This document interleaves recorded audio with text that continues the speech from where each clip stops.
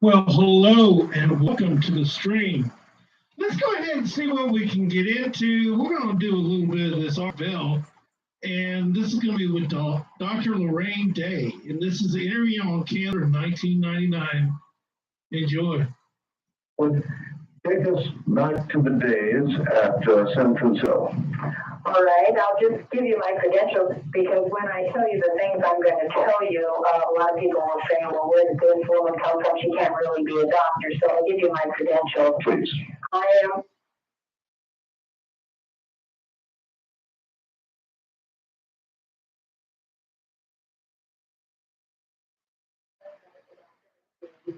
I'm faculty of the University of California, San Francisco Medical School for 15 years as associate professor and vice chairman of the Department of Orthopedic Surgery. I was also chief of orthopedic surgery at San Francisco General Hospital, where I was a fellow orthopedic surgeon taking care of all the gunshot wounds and the stabbings and the motor vehicle accidents and the gang wars and all of that for the 15 years I was there. So I have always been in the mainstream of academic medicine. I've never been on the fringes for a while. And so I consider medicine and my life took a different turn when I developed cancer. And by that time, I've seen thousands of patients die from the treatment we give them, actually, because all doctors know that chemotherapy and radiation destroy your immune system, which is the only system you have in your body that can get you well and keep you well from virtually any disease, including cancer. And then chemotherapy and radiation actually cause cancer. There's many articles in literature about that. So I figured that I needed to rebuild my immune system rather than to destroy it with all of the medical treatments that are generally prescribed. And of course, my colleagues thought I was crazy and they told me I was going to die. And they were wrong.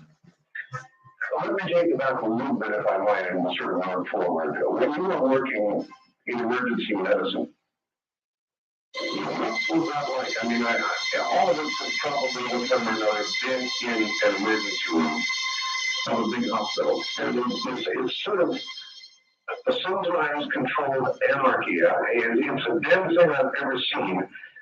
It is sort of controlled anarchy, isn't it?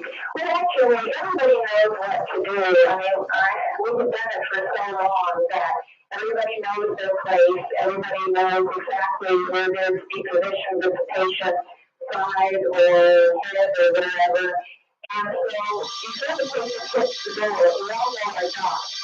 Or so it may seem like it's pandemonium, but it's not. There is a lot of calling out because there's a lot of commotion going on. People are rapidly. But everybody knows their job, and it's not a scary thing at all for people who do it all the time. So something like that, the strain of that will kill you. In other words, looking at that kind of life and death, hour after hour after hour, life and death situation, the stress of that doesn't work on you. Well, actually, I did it probably longer than any trauma surgeon maybe in the country. Most trauma surgeons only last about 5 years and they kind of burn out. I did it really including my residency, I did it for 20 years and probably was the longest man-keeping trauma surgeon around.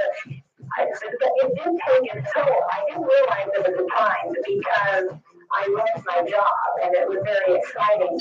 But I lived on about 4 hours of sleep a night for about 20 years. And I would frequently operate as long as 22 hours on one patient. I operated continuously for 72 hours at a time on different patients without any sleep and very little food. See, there you are. That's in essence what I was asking. In other words, that kind of life after a while, doesn't it? That's what I was hoping. You try to work on your immune system. That's right. That's right. It destroys your immune system. I didn't realize at the time I thought I was made of iron and really did hold up for quite a long time. I didn't get cancer until I was about 53. Actually 55. I got cancer when I was 55. It's amazing that we didn't develop it earlier because of the way I live. Yes, if you need to sleep at night, people need to at least get their 8 hours of sleep a day, and if they don't do that, their body's going to break down. Well, I know that we also begin to have concerns about their own immune system with regard to ages. This was in the early days of age, and I think you and I did interviews going back. Someone, the one was the first interview you and I did.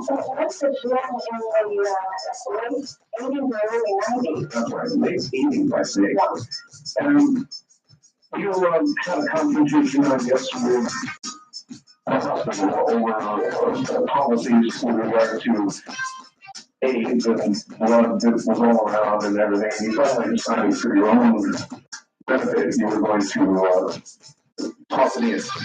So actually, I have operated on every patients in any surgery in the country, and I've been doing that without any particular protection other than what we usually do in the operating room. I've been doing that for 9 years of the epidemic.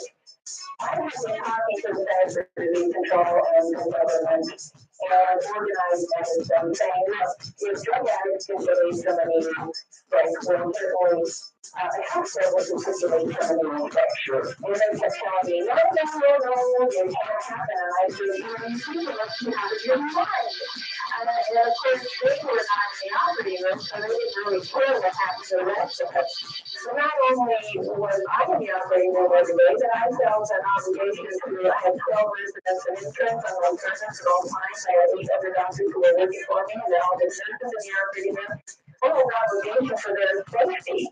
And so, all the time the government kept telling me, no, it can't happen. And then on October 2, 1987, the first nurse was found to be positive from a single lesion that was at our hospital.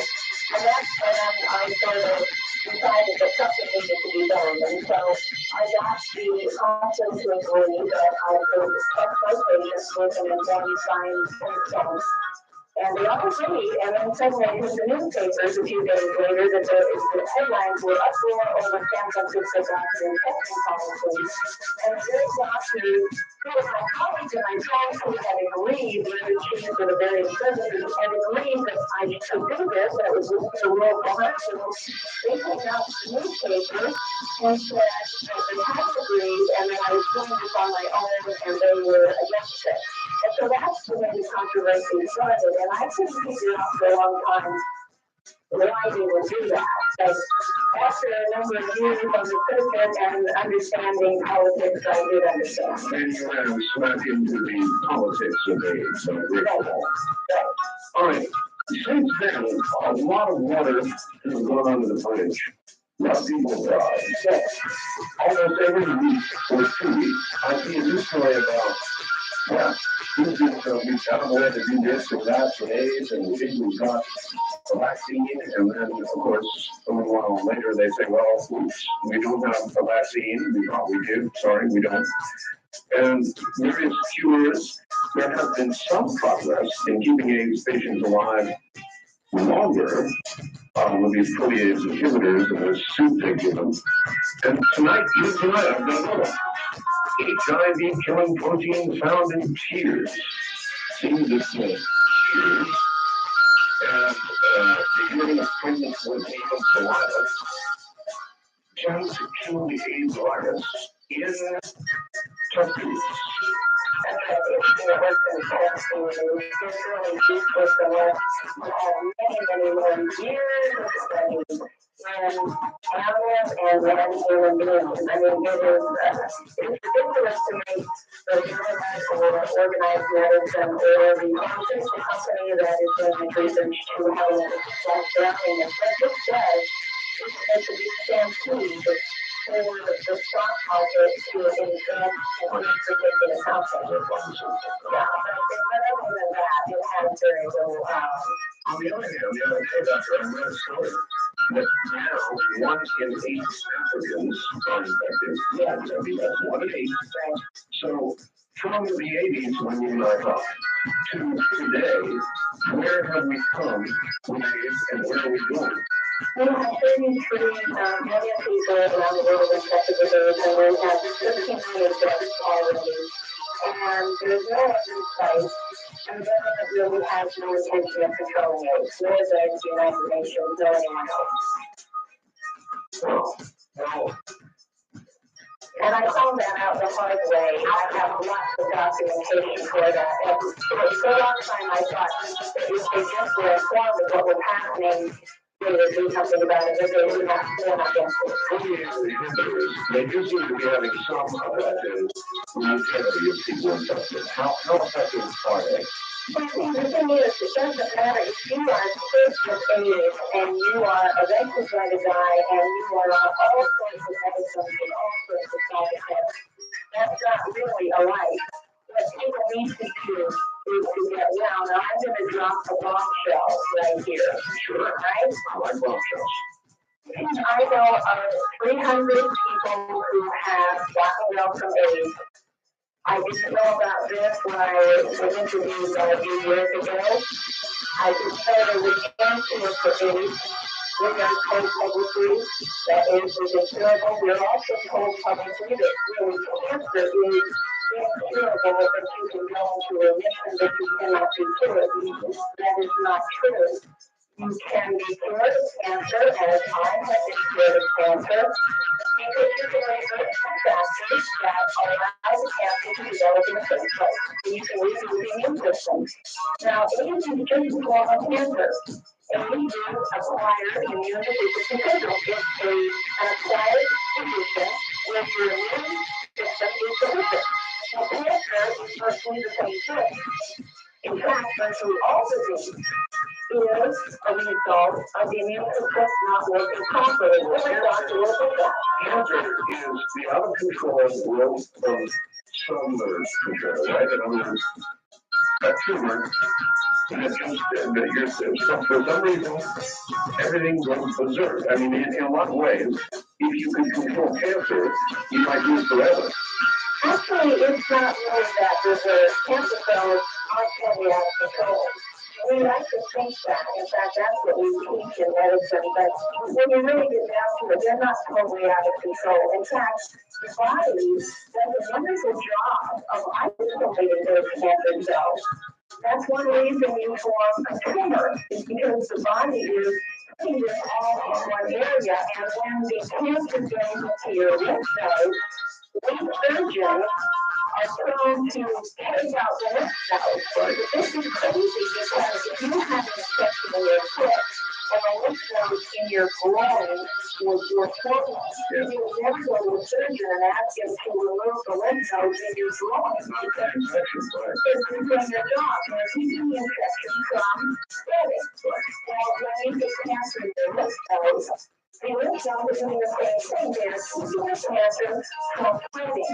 So what we doctors do is we take out your lymph nodes, which is part of your immune system, which is part of the barrier that keeps the cancer from spreading all over the place. Then we give you chemotherapy and radiation to kill your immune system, and so then the cancer can spread everywhere. You said 300 people have been cured of AIDS. By virtually the same type of plan that I got well from cancer.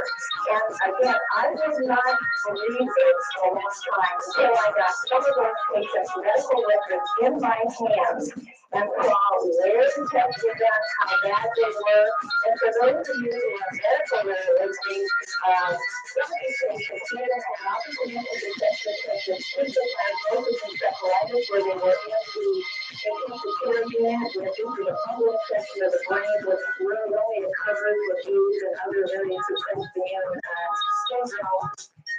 And these patients are now well, totally well, and HIV negative.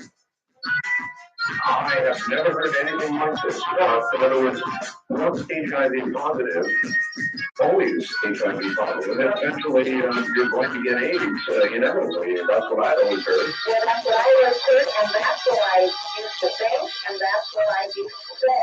But now I need to say, I used to also think that if you had cancer, that there really was no cure, there was only a possibility of remission. But I know better now. Well, even in the bad old days, surgeons were occasionally able to remove a cancerous growth and get it all. I mean, they occasionally got lucky, didn't they, and removed essentially all the cancer without having a recurrence in 5 years or more? Well, there's certainly there are people who have had their cancers removed and, for maybe even 20 years they have not returned. Most of those people, not all, but many of those people have chemotherapy and radiation. Now, I know of people who have had their tumors return, 8, 9, 10 years after that, because you don't ever really get all the cancer cells. Because the tumor always comes back. The pain goes through the tumor, goes through the rest of your body. And you can never get all the tumor cells. If you have enough immune system left after you have the treatment to destroy those cells that come back, then you may survive. But unless you change the way you're eating and living, you will either get that cancer again, another cancer, or another disease. All right, okay. Well, I'm going to say, and we're going to yell and kidding this because it's you know somebody in my family.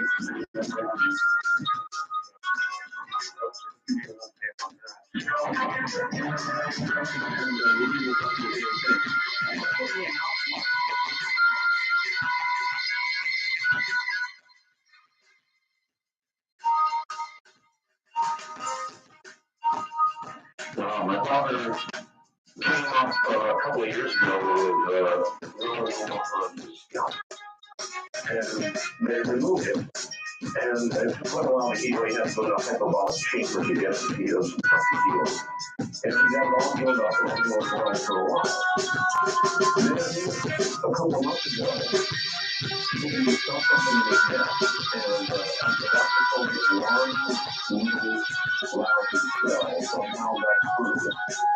And he ended up with an melanoma tumor in his neck. He didn't see from the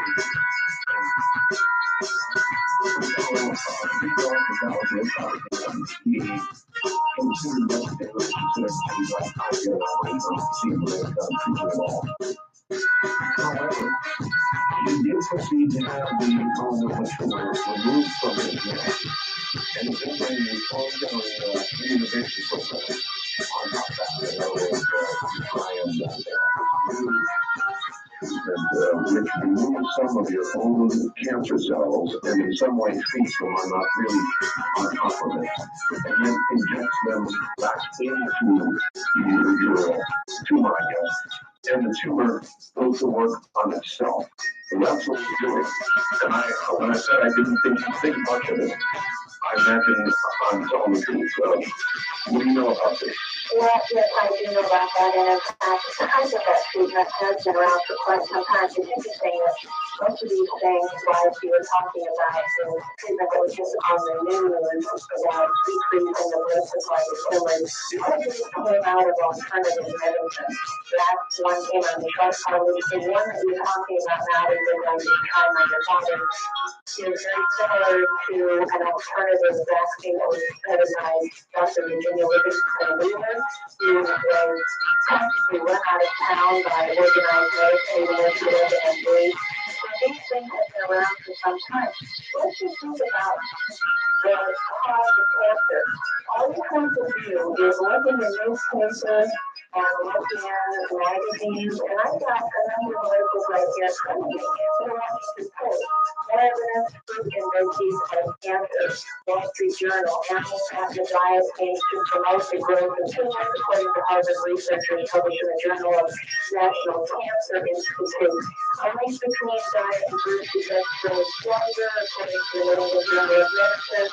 Study points to an alternative link between red meat and prostate cancer in the Wall Street Journal. All of these things show that it is our diet and lifestyle that causes cancer. And in fact, the Harvard School of Public Health has said 55% of all cancer can be prevented by a change in diet and lifestyle.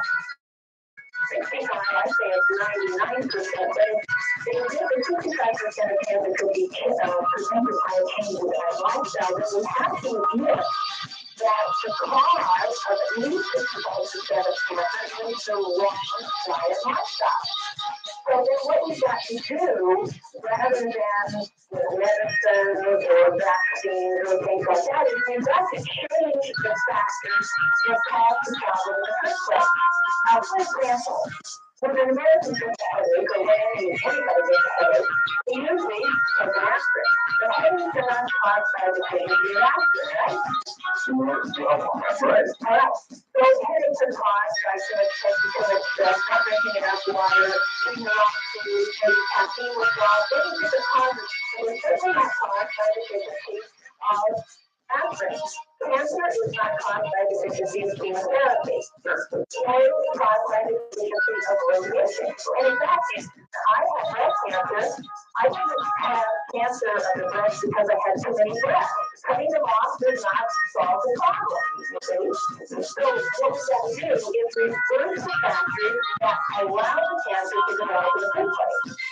So that even after the cancer has developed, and of course you have a picture of your cancer on our website, it's just beyond all belief. I mean, I've never in my life seen a tumor of that size and magnitude on anybody ever. I'm sure as a doctor you probably have, but my God Almighty, that thing is, It was not just this reaction. Most doctors have not seen a tumor that size either. When I show those pictures to my doctor colleagues, they ask as well because most people have, I mean, they're burned off with radiation, they're poisoned out with chemotherapy before they get backside, and then the patient usually dies as a result of the chemotherapy and radiation. your tumor was growing. You obviously no cancer was optional even under that syndrome. Right. I did say no because I knew that they were destroying my immune system, and that was my only hope for getting well.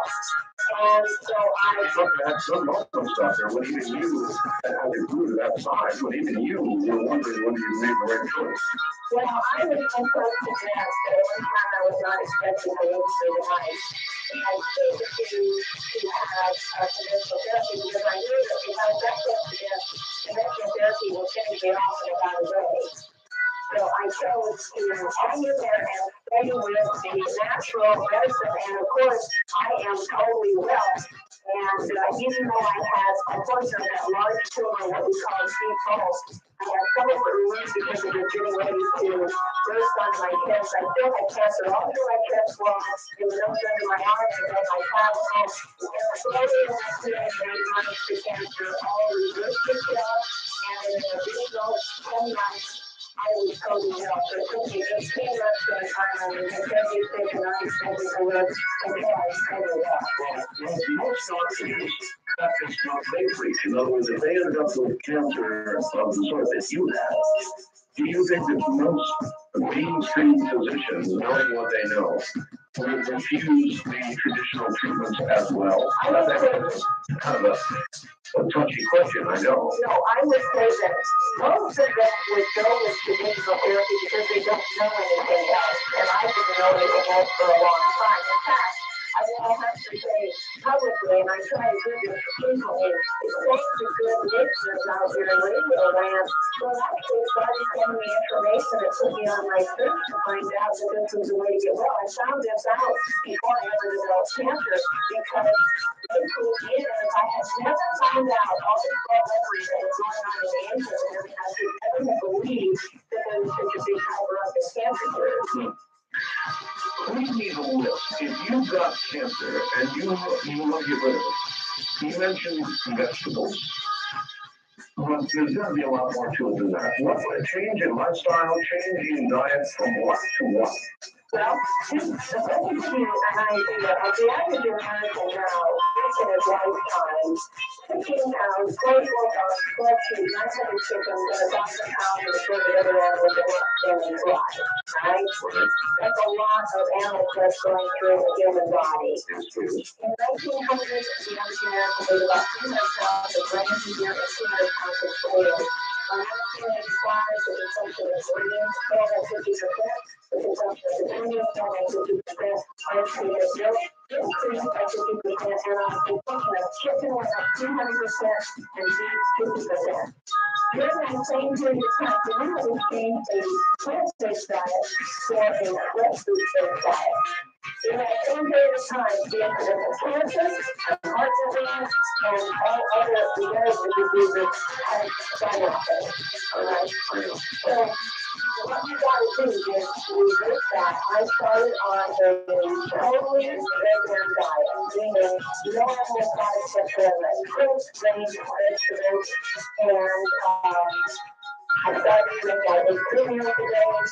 I started drinking a lot of fresh carrot juice and fresh green leafy vegetable juice because it's filled with lots of natural antioxidants, which you need to clean up the cancer cells in your body and reverse the problems as well as clean out the toxins. I also started drinking a lot of water. The body is 75% water, the brain is 85% water. The only thing we do is dehydrate our body by using coffee drinkers. Coffee is a diuretic. It takes more water out of your body than counting with the drink. So I started drinking a lot of water, a lot of fresh vegetable juice. In fact, I drank the juice of 13 fresh vegetable juices a day. And I'll tell you, I drank the juice of the following every week. I drank the juice of 35 pounds of carrots, 84 apples, 21 heads of romaine lettuce, 5 heads of red cabbage, 5 bunches of red chard, 7 green peppers, and 5 bunches of endive. Oh my God. But what you see is cancer is a deficiency disease. We are all suffering from malnutrition because we're eating a lot of calories, but we're not eating enough vitamins, minerals, and enzymes. Our body can only make cells out of the raw materials we put in our mouth. If we put bad things in our mouth, we'll make bad cells that get sick. If we put good things in our mouth, we will build good cells. So I started nourishing my body and putting a lot of water and a lot of nutrition into my body. And when you do it in juice form, now I ate 3 meals a day, but I drank juices in between. When you do it in juice form, your body doesn't have to spend a lot of energy digesting that. It goes right into your stomach and into your bloodstream. Right, wait. So you said you ate 3 meals a day along with this. Right. What kind of meals? Like for breakfast, I would have oatmeal and some fruit. For lunch, I would have a baked potato with flaxseed oil, which has omega-3 and 6 oils in it, omega-3 and 6 oils in it. And I would have lemon juice on it that tasted like butter.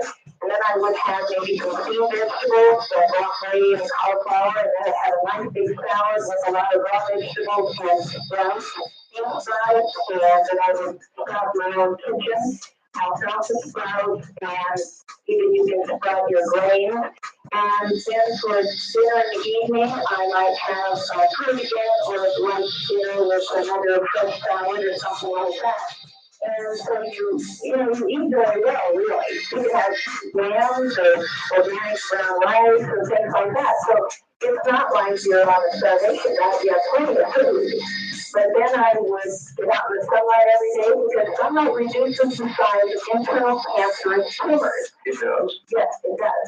It is well documented in medical literature. Most doctors are not taught. If I wasn't, I had to find it on my own. Now, wait a minute. My dad blames his melanoma on all the early days of time he spent in the sun.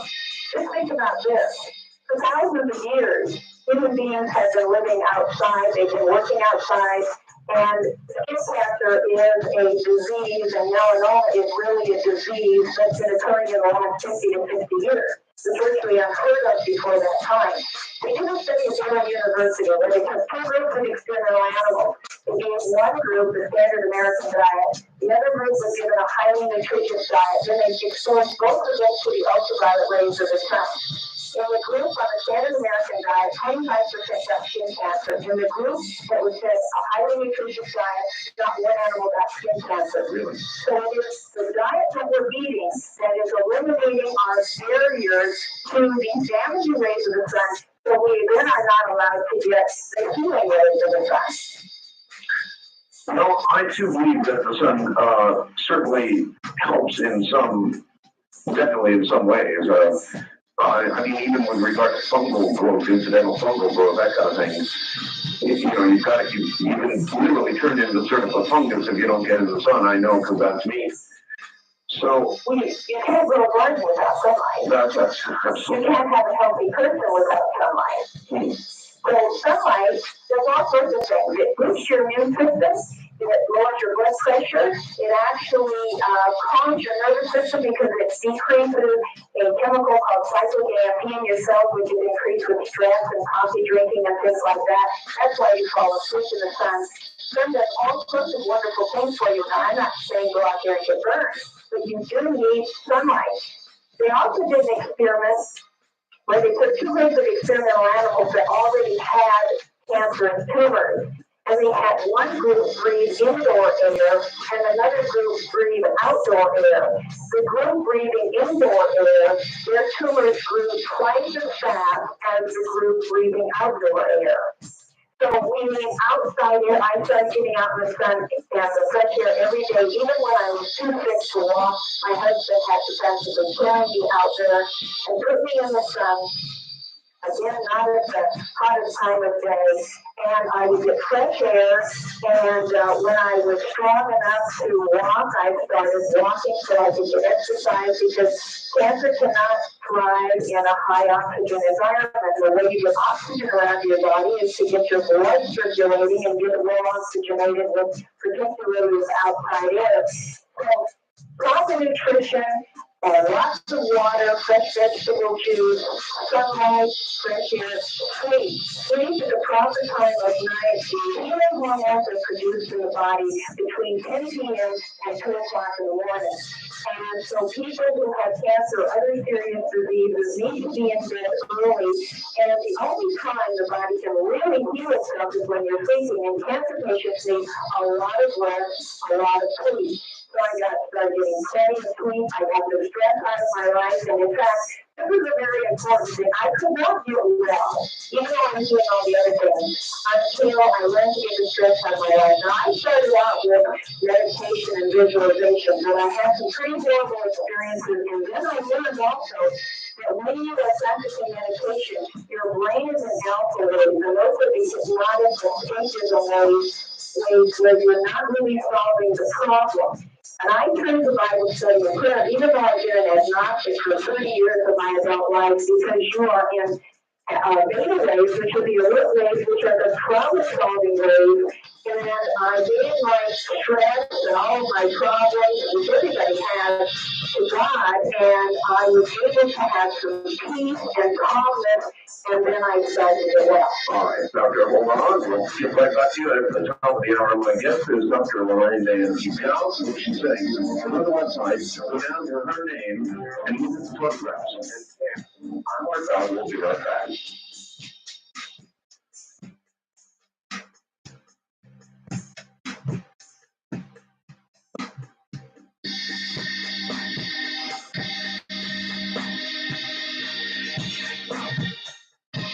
Sleep that I should be getting, as in right now.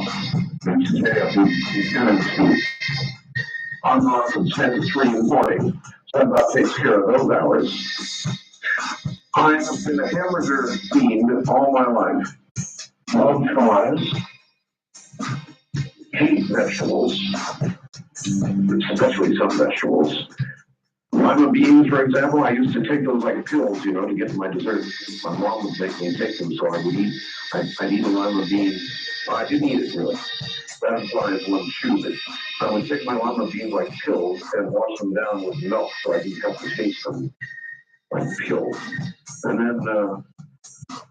then most other veggies, I'm not a big fan of veggies at all. I eat salads, some salads, but most vegetables, I like corn.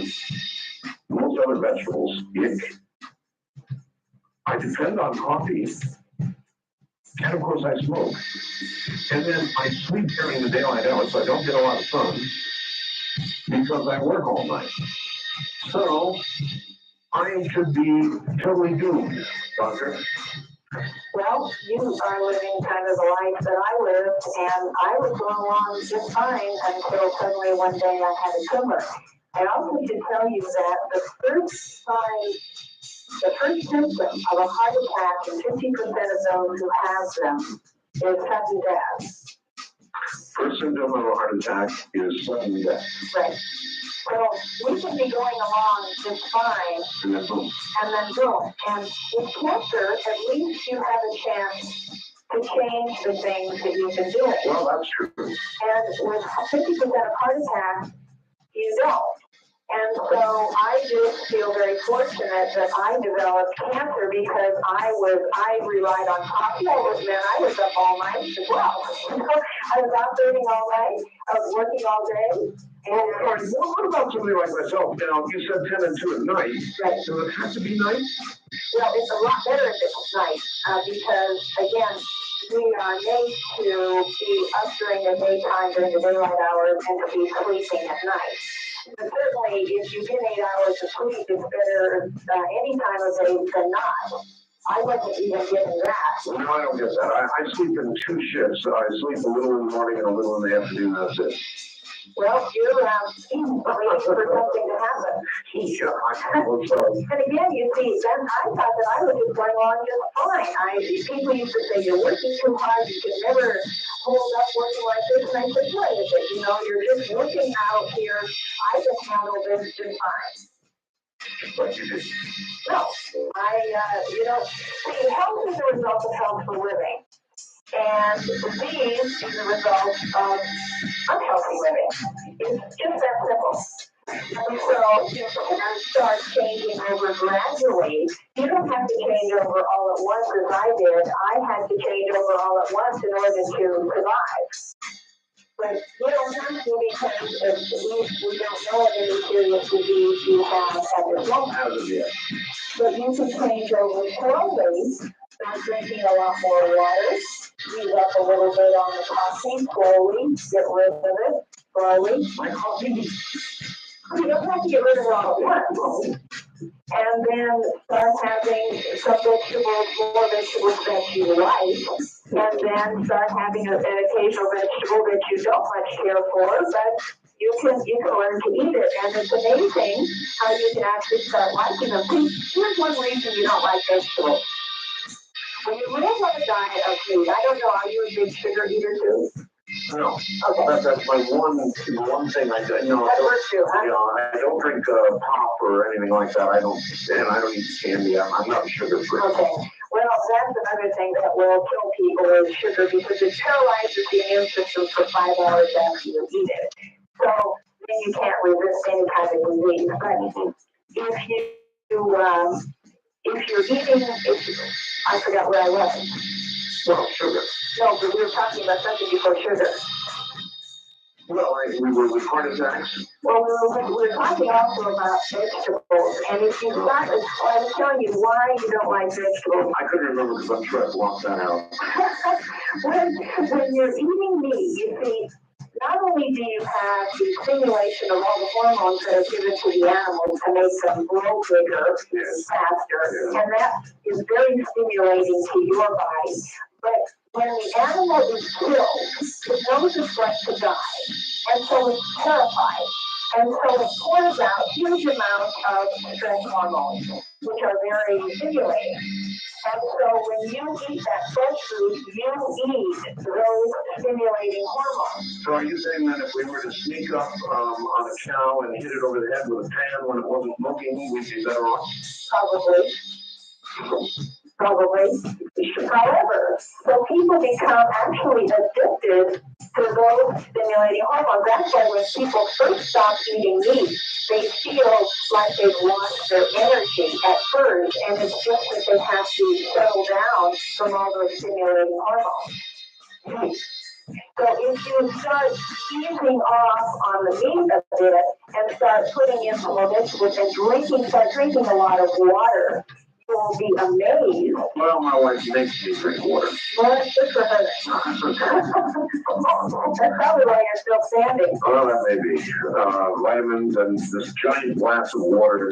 She was doing this just before I go on the air, so I feel like I'm sloshing into the room.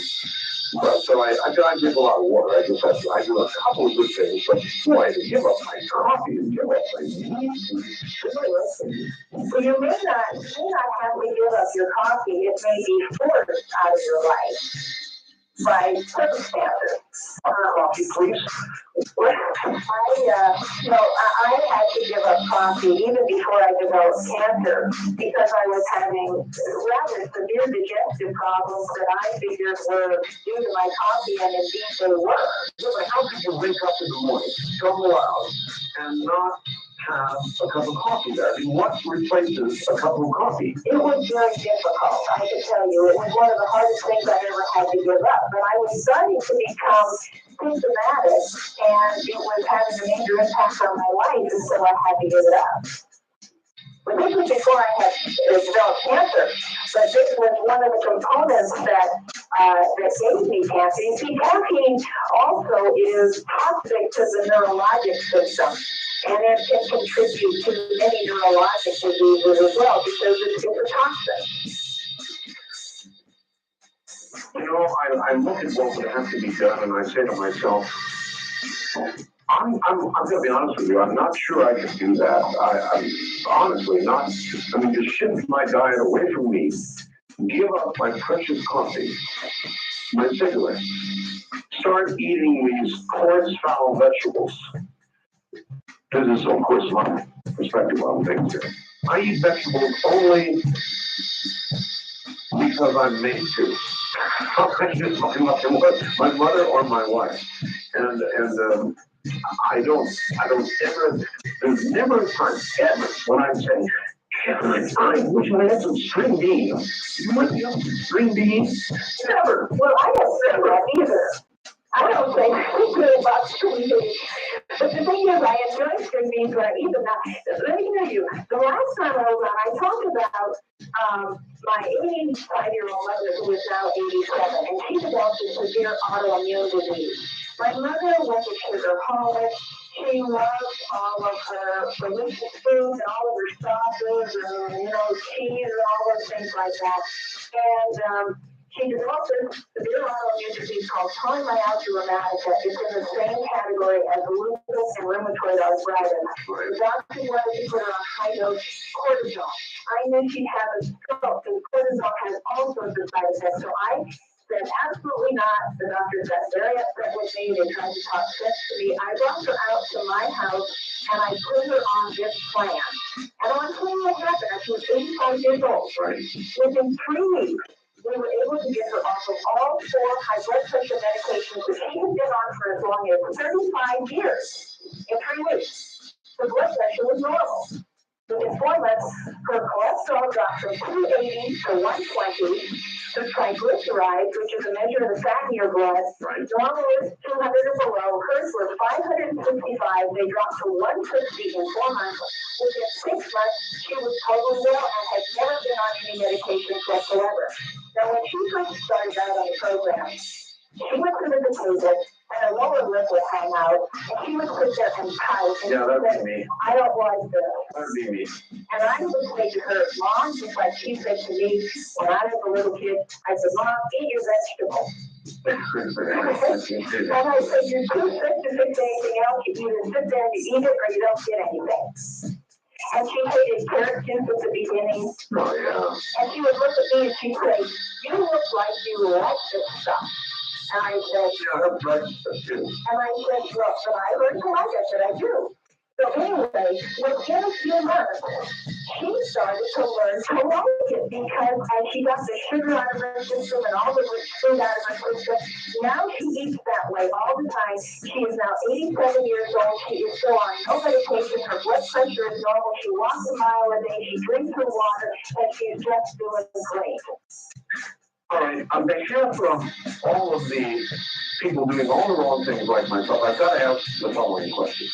We all know these people who have been health nuts, they eat fruits and nuts and vegetables, and that's all they ate. They would preach about it. And then they have heart attacks or strokes in their early 50s or even earlier. And the nation goes, oh my God, look at that person. They were leading the perfect life. They were eating just what they were supposed to eat, and they fell over dead. And then there's the lady who quit smoking at 118 years of age, and says she figures it's time to quit at 118. So what about that? In other words, it's not flawless. In other words, things can still happen to you that takes you out early, right? Well, first of all, let's just talk about what is the cause of disease, and it's not just diet. Remember I said that diet is critical to recovery from a serious disease, diet, but it is not the total thing. The plan, I have videos out where I have the whole plan that I need to get well, and it is a 10-part plan. The food, the nutrition is only one part of the 10-part plan. The others are proper exercise, getting out in the fresh air, getting out in the sunlight, elimination of processed food and sugar and all of these chemicals that are in the food, and then learning to get them through. You know, even though the statistics say the number one cause of death in America is heart disease and number two is cancer, the real number one cause of death in America is anger. Anger? Right. Anger. And people are angry about everything, and a lot of people have anger stuck down inside. Now, I had some anger that I didn't even know I had. I had been through a very unpleasant divorce and a custody battle for my children, and I had a lot of anger about that I didn't really understand. And I had to learn to get rid of that. And that's where my trust in God came in, because I had to learn to give that to the Lord and get rid of that anger. And when I did, and I started trying to be benevolent to other people, being thankful for what I had, being thankful that I wasn't dead. And when I started looking at life that way, then the nutrition could start healing my body, because people are so angry about so many things. They can eat right, but if they're all stressed out inside, they're going to have heart attacks. Well, I hear that. Now, I have anger, but I externalize it. I don't internalize it. If I have anger, I let it out. But I have anger. Well, I let my anger out too. That doesn't necessarily take care of it. What we've got to do is actually, this is the hardest thing to do. You've got to learn to play on your enemies. And that's a very difficult thing, and I can't tell you that I have arrived, but I have made some progress. Yeah, I don't know if we ever arrived all the way at that destination on this. But I can tell you, when you start living life like this, see, when you're angry, your stomach contracts, so you can't digest your food, your intestinal tract starts to stop, so you can't eliminate your weight. You can't even sleep right, I know. And your adrenal glands pour out all sorts of immune suppressing hormones. Oh, no, you're absolutely right. I know you're right. Hold on, doctor. We'll be right back. She is so right. Anger does all of that to you and more. I know she's right, but I also know that I'm doing all the work.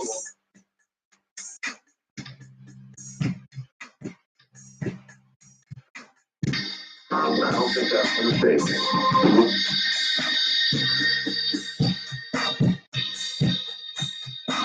Above and beyond everything else. I'm a real serious type A person, no question about it. You can't do a 5-hour talk show 5 nights a week and then 3 hours on Sunday and not be pretty type A. And there's a lot of stress in the work I do. I mean, there's a great deal of stress in the work I do. It may not seem that way sometimes on the air, and usually on the air there's not. But, in the rest of the job, there's a very great deal of stress. There's just one thing about it, though. I love it. I thrive on it. Now, what do you say to that?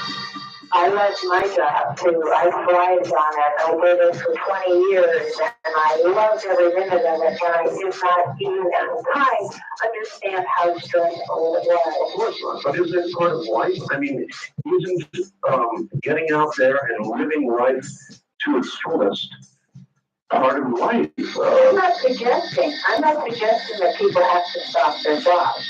I do suggest that people need to get 8 hours of sleep a night, certainly 7, and get exercise and fresh air and things like that. And I'm not suggesting that you have a job that is stress-free. It is not so much the stress that you have, it is the way you handle it. And that's what I had to learn, how to handle stress without having it destroy me. And there is a way to do that. And that was the toughest job that I had to learn. All right, what is that way? In other words, stress is stress. It's pressure. It means you're under some sort of deadline, or you have to perform in some way, in my case, or whatever it is. It's pressure. It's stress. I tried a whole lot of different ways, as I talked about. I tried meditation. I tried various other forms of stress relief. Right. And the only way I could do it was to, and again, you're talking to a person who was an agnostic for 30 years. I had to turn to God and learn how to study my Bible and pray. And that's the way I learned to relieve my stress. And you might say, well, that sounds pretty simplistic.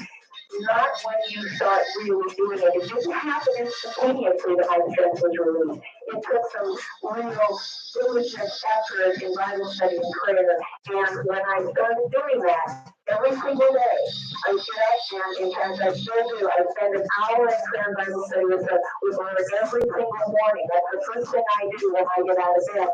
And that has changed my life. Well, you were agnostic, you said, as a physician, and I think a lot of physicians are agnostic at the very least, aren't they? Right. How did you change that? In other words, how did the spiritual change come? Well, actually, the spiritual change started before I developed cancer. When I was speaking all over the world about the AIDS epidemic, and I developed some very high-level contacts with the government in various undercover agencies, and they started sending me lots of information, much like that you get. And when I started seeing all this information and seeing the documents, it was pretty frightening. And so I went through a very difficult time, but when I was going through this, one day I was getting ready to do another radio show on all of this information, and I had already had my life threatened by the government by that time and things like that, and that's not really comfortable.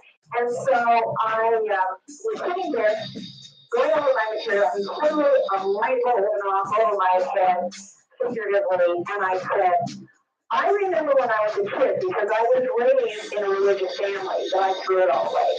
I remember when I was a kid, things like I'm reading about in these documents I'm getting are in Revelation, in the book of Revelation in the Bible.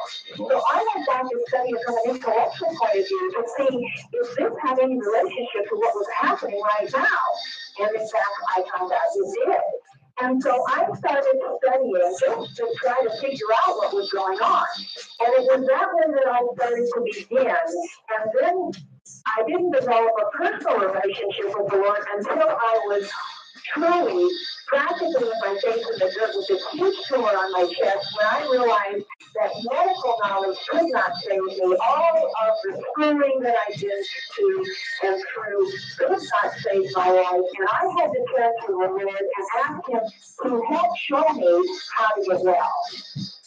Gospel conversion. Now, I was beginning my road before, but what I had to do, I had no place else to turn.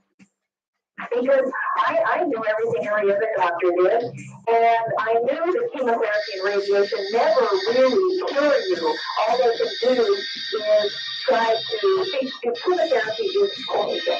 You would never give it to a person who wasn't sick. Why would you give it to somebody who is sick? Right, I guess the fact is that you try to kill the cancer before you kill the patient. Yeah, but usually you don't. You know, so I mean, this was not a good alternative. But there are a lot of promises actually in the Bible that say, if you obey my laws, my commands, and my decrees, I will keep you free from every disease. Not meaning I will give you a reward. It's just that health is a result of healthful living. And these rules and these guidelines are actually in the Bible. I went back to the time I had really missed it. And so when I started following these guidelines, I started getting well. Well, I can't argue with that. Let's bring on some callers. First time going online, you're on the air with Dr. Lorraine Day. Hello. Yes, Yes, sir. yes, I'm calling from Youngstown, Ohio, yes. yes, WKBN. Today, I was wondering what you were saying about what you were talking about anger. By the way, I know I'm on your website, and I think your story is an inspiration. Oh, it is. And what I wanted to know, on the subject of anger, is there more than one type of anger? Because I know several people who seem to be angry a lot, but is there such a thing as righteous anger? Is there such a thing as positive anger? Can it be used positively? Yeah, that's a good question, actually. There's a reason to be, to when you see someone being wrong, it is right, that's righteous indignation, but it's different than letting it take control of you. There is something constructive. You come to the aid of someone who is being beaten to death. That's a different kind of thing than when you are venting your rage on someone who has wronged you. So it is totally different, yes.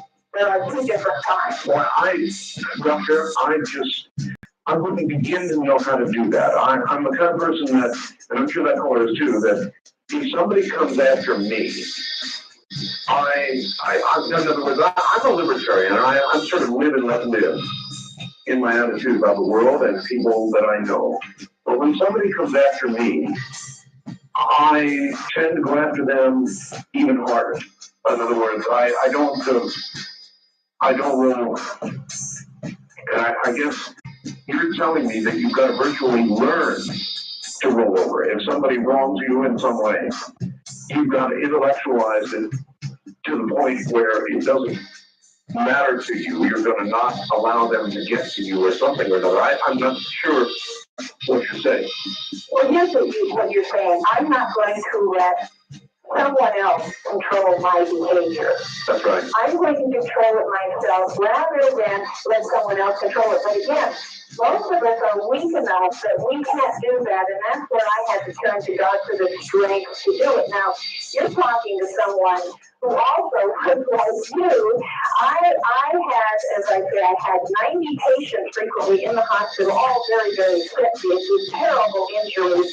I had 12 residents and interns that were on my under me that I was training. I had to run a very tight ship. In fact, my residents called me Lorraine of Terror. So, I mean, I was like that. And so I had a lot of lessons to learn. And it was not easy. But I can tell you, it was that or die. But suppose you took Lorraine of today and tried to put her back in the job that she had back then. You really couldn't do that job now, could you? Well, I mean, as far as saying I'm all right, I wouldn't say that. I don't mean that. I mean, you be in the tense situation of an emergency room or trauma medicine without that edge. Yes, I could do it better than I ever did it before. You think so? Absolutely. I know I could. Absolutely. And you could run a tight ship. Yes. Are you tempted to return? No, because what I'm doing now is so much more fulfilling. Again, I'm showing people how they can get well from diseases that we in medicine have told them they can't get well from.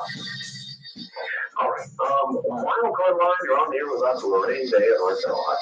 Yes, I do. I'm calling you from KFYI in Phoenix. Yes, sir. Doctor, they, what kind of juicer do you use? And are you familiar with the works of Norman Walker and Bernard Jensen? Oh, yes, very much so. Those were great men in the field. Right. I happen to have a Norwalk juicer, which is sort of a Cadillac of juicers. Oh, yeah, about 1,500, I know. You can get well on virtually any kind of juicer. Mm-hmm. I know people who've gotten well on just junior juicers and champions and all different kinds of juicers. On that juicer, right? On your Norwalk juicer, yes. I heard that is so that the pulp that's left from it is like no better than sawdust. Is that true? Well, no, it's good for compost. It's good for compost? I think I read in the literature that they take out a lot of nutrient value, but you can basically do that with any juices. Well, no, the other juices aren't as good at taking out all the nutrition. But what I'm saying is, you can get well from cancer on virtually any juicer. But again, it's not just the juicing; it's the total 10-step plan. By the way, I can tell people. On my website, I have a chat session every Thursday evening from 7 to 8 p.m. Pacific time, where I will answer questions People can come and talk to me directly, and my website is www.drday.com. That's drday.com. All right, and we have a link up to you right now. Yes. As well. Let me tell you a little juicer story. I went on a cruise, and when you go on a cruise, they have these exercise rooms on the ship, these vast exercise rooms. They have a juice bar. And for the first time in my life caught me in trying this small glass of a million things juiced together. And I don't know how to put this delicately, but my number one and number two respectively turned red and purple, and it scared the hell out of me. Is that, It would have beet juice in it, that's why. It had beets in it. God, I thought this was the end of the line. Nothing ever scared me so badly in my whole life. Well, the thing is, when you start on juice, you don't want to mix a whole lot of things together. I can guarantee you, if I gave you a glass of fresh carrot and apple juice, you would like it. Okay, well, maybe. Try to explain to me how Dr. Lorraine Terror could do her job, that same job in which you were declared to be a terror, with the same efficiency, without the stress. In other words, when you're instructing interns, when you see one of them screw up and do something really stupid, how do you respond without internalizing stress, or externalizing it at least? I just don't understand. You're in a boom, boom, boom, boom kind of job, and you've got to get it done, and you've got to train people, and you've got to be sure people don't die.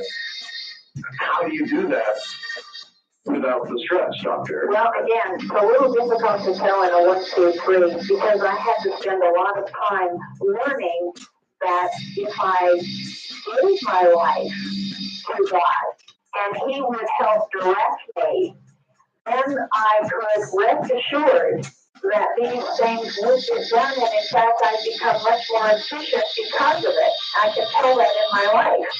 I am much more efficient than I was before, and I was pretty efficient. Sure, but you're not under the same kind of pressure that you were. No, but I can tell you this, I was under, even when I spent a lot of time on the radio, I've done 400, 600, 800 radio shows on base and all that before I ever got started talking about cancer.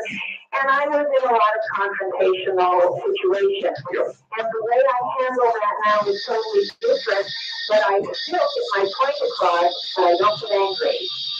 Because, and it's just a change that takes place in your life, which is gradual. It is not instantaneous. Where you learn, actually, you learn to see life better from the other person's point of view. Well, I have learned to control anger in the sense that I fully understand that when you really just lose it and you get very, very, very angry, you become incredibly inefficient. You don't see the tree for the forest or the forest for the tree or whatever. You don't see anything. It's like the red blanket goes up in front of you and you begin lashing out foolishly and inefficiently. I've learned to channel my anger specifically so it's effectively applied, not just sort of randomly lashing out, which a lot of people do when they get angry. They totally lose it. So I've channeled anger, but that's still not the same thing as what you have done. Well, that's right. And again, it was not easy for me to do, and I was dying. And it was only when I learned how to do that everything turned around. But when I had trust in those promises, if you obey my laws and my decrees and my commands, I will keep you free from every disease. And that's why there are all these things in the Bible that says, love your enemies, do good to them that hate you. It turns out that makes a physiologic difference in your body, and your cells then can learn to heal. That's remarkable. That really is remarkable. And I have a feeling, of course, that you're absolutely right. All right, we're at the top of the hour, and I can allow you to go or stay for another hour. Your choice. Well, I'd like to stay, and I'd also, if anybody has to go, I'd just like to let them know, those who aren't on the internet, the camera pictures are on my most recent videos. I have 2 new videos. Everybody will still be here. Don't worry. Everybody's still here. We'll get the information out when we get back. I'm Art Bell, and this is Coast to Coast AM. Lorraine Day, Dr. Day, you have some tapes that you put together, I guess, is that correct? Yes, since I was on the last time, I had the two cancer tapes. Cancer doesn't scare me anymore, and you can't improve on God. That's when I used to get well. Then I have another one called Diseases Don't Just Happen, where I go into virtually all different kinds of diseases and show from the medical literature why these diseases happen and how you can get well without drugs. And then as far as particularly anger, I have a video called Turn on the Light, Overcoming Anxiety and Depression, and that also includes anger and other kinds of psychological problems without drugs. And those are available by calling 1-800-574-2437. That's 1-800-574-2437. And let me just give out an address. All right, is that the 24-hour number? Yes, it's a 24-hour number, but the last time I was on your show, the whole company that provided our phone answering service imploded. And so let me give out an address. All right. It's Rockford Press, that's ROCKFORD Press, PO Box 8, and the city is Thousand Palms, as you spelled out, California, 92276. We have a totally different answering service now, so it shouldn't imply that you have trouble getting through, at least you have an address. All right, give me the address again. Rockford Press, PO Box 8. Thousand Palms. Thousand Palms. That's the city. It's PO Box 8, the city of Thousand Palms, California, 92276. Okay, there's one other quick question, and I wonder if you've done any research in this area, Doctor. We've been getting a lot of information lately from people who claim that our own government is experimenting on us. Now, this is kind of going far afield from where we've been, and I won't take you there very long, but there is some admitted evidence that our government has done this, that areas have been sprayed, that toxins, that experiments have been run to see how quickly a biowarfare agent might be able to be spread, that sort of thing, that civilian populations have been experimented on. Do you know anything about any of that? Yes, I do, and it's true. I know quite a bit about it firsthand. When I was an intern, we had a lot of patients dying in the hospital from an organism that was very, very rare. And as an intern, I just thought that this was happening maybe everywhere. But it turns out it was only happening in San Francisco. And it wasn't until 10, 15 years later it actually came out. In a newspaper article, the government admitted that they had stuffed this organism in San Francisco Bay just to see what would happen and to see how many people would get it. Now, we also have evidence in the medical literature of the Tuskegee syphilis studies. Oh, of course. That's very clear, and there are many books written documenting over and over again all of the experimenting that our government has done on citizens. We also have other articles in the medical literature about radiation studies done on people without their consent and without their knowledge. This is going on, has in the past, and continues to go on now. Just thought I'd ask. All right. Eastern Hopkins, you're on the air with Dr. Lorraine Day. Where are you, please? The process in New York City. New York City, all right. I hope you don't mind my saying this, but the doctor's name is Simplicity, I'm pretty sure. The one that you did the ask for. But the question that I wanted to ask Dr. Day is, I have read some books and there's been a lot of information on the glycemic index. And a lot of doctors have said that the ingredients are very high on the glycemic index compared to the whole foods. And especially carrots are even higher than fruit. I was wondering if you might comment on that. In other words, boiled down to English, you're saying it's better to eat them than it is to juice them. Well, right, that they raise the blood sugar, even the carrots supposedly raise the blood sugar more even than fruit. Okay, doctor? Well, certainly when you have, first of all, when you have fiber associated with sugar, it is metabolized more slowly in the body, and so then that raises the insulin more slowly. However, when you have natural sugar, it's totally different from refined sugar.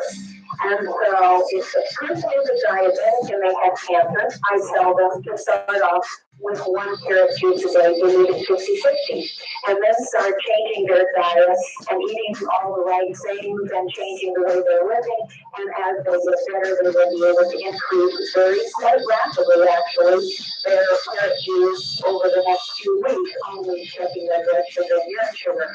But if a person is not diabetic, not only can they handle it well, see, but the body runs on sugar. When I say sugar, I'm not talking about refined sugar. It runs on carbohydrate. The fuel for the brain is carbohydrate. It is glucose. That's what the brain runs on. And the rest of the body thrives on a high complex carbohydrate diet. That means whole fruits and vegetables. When you choose this, what you're trying to do is get lots of nutrition in rapidly so the body does not have to digest it. You see, nobody could eat 35 pounds of carrots a week. And live. That's but you need to get that nutrition in because cancer and virtually all disease is a problem of malnutrition. We're eating a lot of calories of the wrong kind. And so you have to get nutrition into your body to make it well. And this is the way to do it. Now, I've heard all sorts of doctors say that, but in practice, they're wrong. I have a letter in front of me. I get lots of mail. I have a letter in front of me from a woman who's about 80 years old, and she wrote, she said she was a diabetic, and she had all sorts of other problems, and the doctor said, you're not supposed to get carrot juice, it's too high in sugar, and she said she told her to go fly a kite, she went home, and she did it. Within 3 weeks, she had lowered her insulin levels by eating right and going on a carrot juice, again, gradually, she had lowered her insulin dose by 50% and continued to stay on the plan and is almost all the way off her insulin. So this is the kind of thing that happens. And so they're not separating natural sugar from refined sugar. Refined sugar, like sugar that's in a sugar bowl, which they put in ketchup and even they're putting in toothpaste and things like that, and almost all processed food, that hits your body like a jolt of cocaine. Totally different from natural sugar. I do want to give out your information to get her tapes, the ones you have heard her talk about. There is a 24-hour